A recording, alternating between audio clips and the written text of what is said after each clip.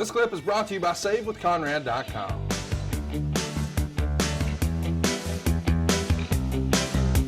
I got to tell you, I'm pretty fired up about us heating up in 1986 and this trick we have up our sleeve. Speaking of tricks, here he is, world champ. It's your boy Ric Flair, but here he is, the heavyweight. Before we get fired up, I'm Ricky Morton.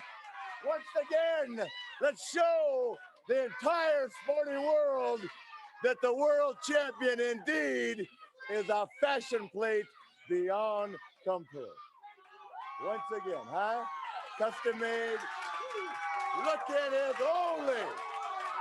The world champion should look.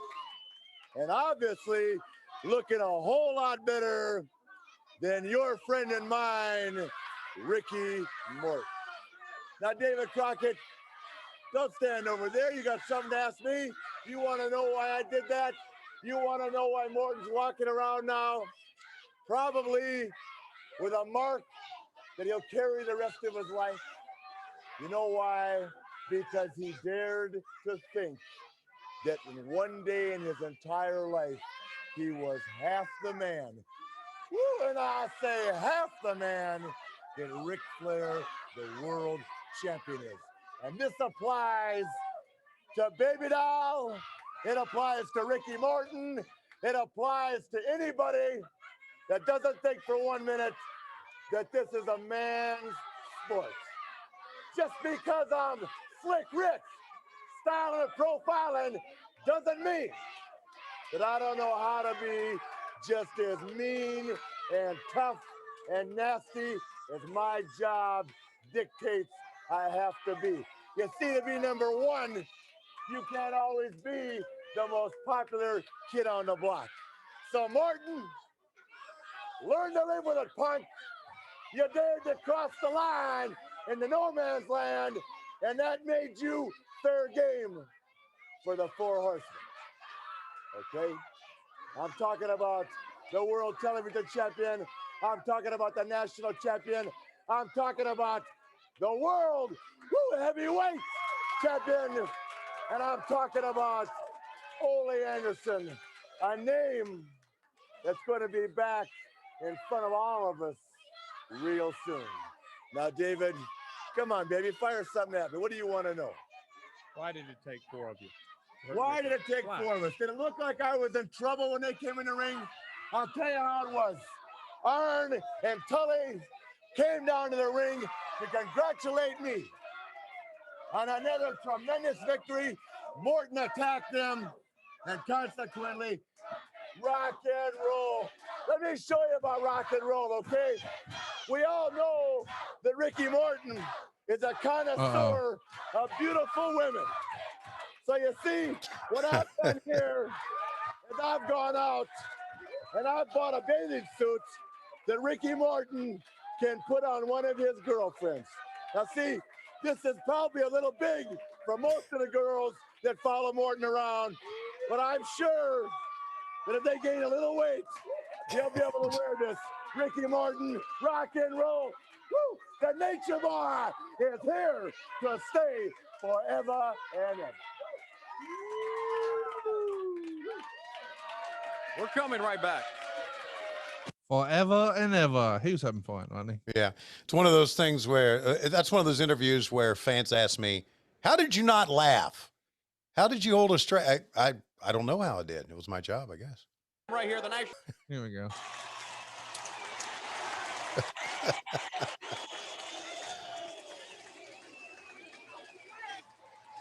Update. God.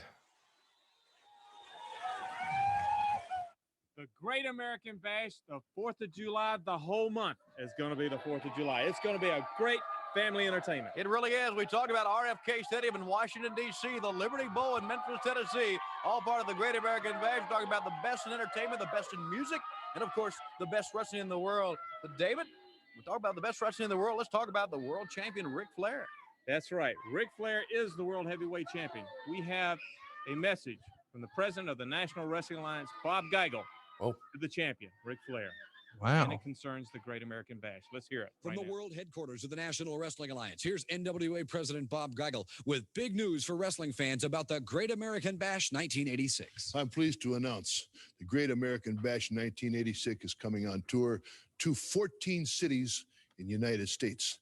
Promoter Jim Crockett is putting together one of the biggest, most spectacular wrestling presentations ever in the history of wrestling. The National Wrestling Alliance is real pleased with this. World champion Ric Flair will start it off and kick off with a big match in Philadelphia Veterans Stadium on Tuesday, July 1.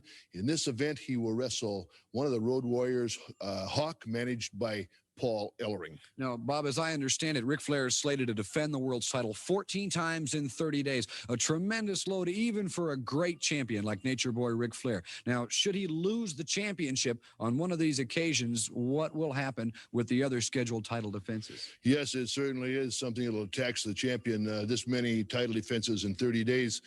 Should the champion lose to one of the contestants, to one of the challengers, the person that defeats him will take over and be the reigning world champion and go on and continue with the Great American Bash. Very good. The Great American Bash coming all across the United States. I'd like to take this opportunity on behalf of the National Wrestling Alliance and all the many members to congratulate promoter Jim Crockett for this tremendous presentation he's putting together for the wrestling fans in the United States. From the world headquarters of the National Wrestling Alliance, NWA President Bob Geigel with congratulations to Jim Crockett Promotions on the Great American Bash 1986. In the ring.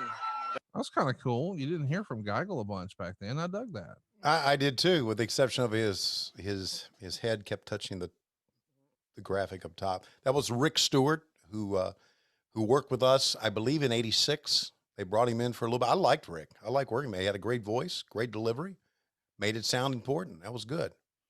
I Totally agree. I totally agree, Tony. Yeah, there you go. Agree. Totally agree. What were we talking about? I can't remember. See, I'm not like Tony Khan. I don't retain a damn thing. I don't retain something we were talking about 5 minutes ago. I don't know what it was. Oh, I wanted to say that this is a small thing, but as we were going to the break, you saw Shaska, right? Yes. Holding the hair. You notice how he squatted down? Yes. Smart, because he knew the big guys were behind him. He didn't want to stand in front of them. Just something small. Just knew how to position himself in a camera shot. That's knowing your business, man. That's what that is. Let's see this. Ooh.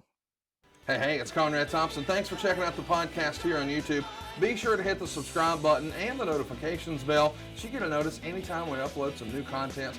And go save yourself some money right now. If you're in a 30-year loan or you have credit card debt, it's not a matter of if I can save you money. It's a matter of how much. Find out right now for free at SaveWithConrad.com.